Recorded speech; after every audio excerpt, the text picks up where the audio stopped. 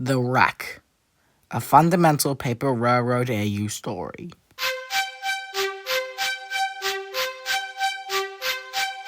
Claire the passenger engine had been proving herself very reliable over the past weeks. Time and time again, she was pulling trains right on time, sometimes even early. Even Miss Circle was impressed.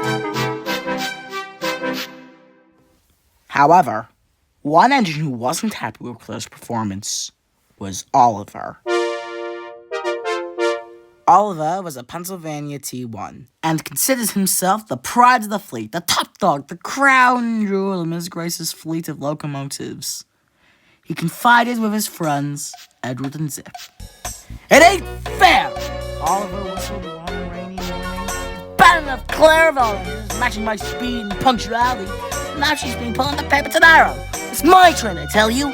Now stop whining," Robbie interrupted, having overheard everything. Really, everyone had.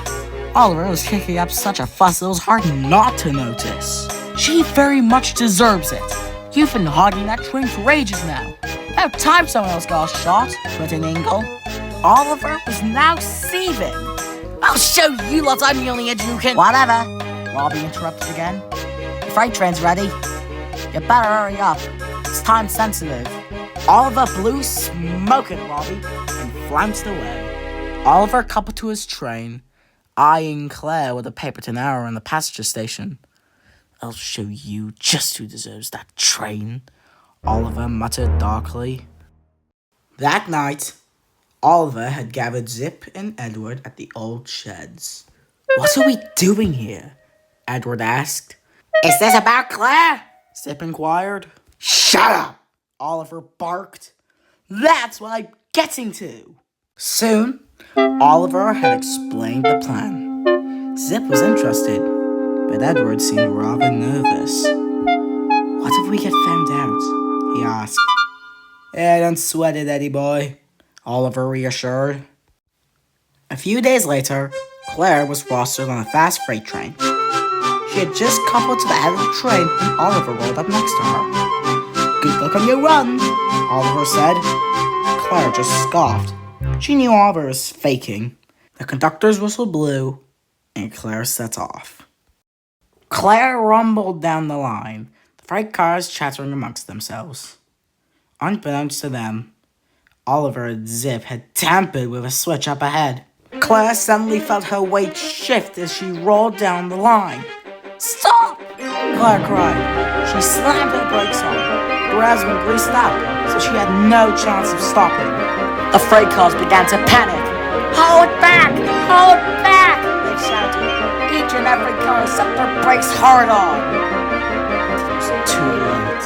Claire flew off a curve and into a warehouse, the freight cars piling up behind her. The building collapsed instantly.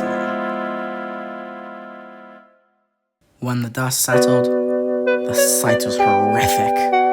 Freight cars crushed like tin cans, the remains of the warehouse scattered all over. Claire lay on her side, battered and bruised. Hours later, the breakdown crew arrived on the scene. Claire was rerouted and sent to the workshops to be repaired.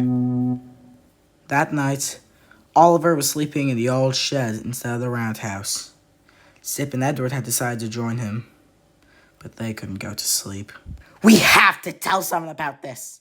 This has gone too far," Edward blurted out. "Are you crazy?